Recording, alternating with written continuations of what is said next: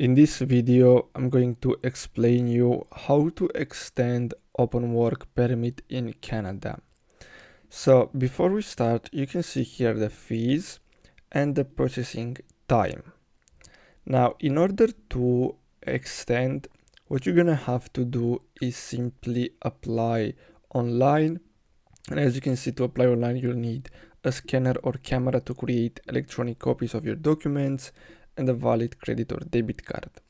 After that, you just have to simply submit the application, and that's all you have to do.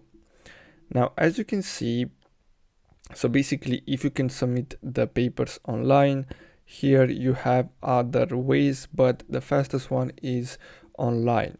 So you can also contact them if you want and ask them for more help. But overall, that's it for today's video. So I hope you found this video helpful. Thanks for watching, guys.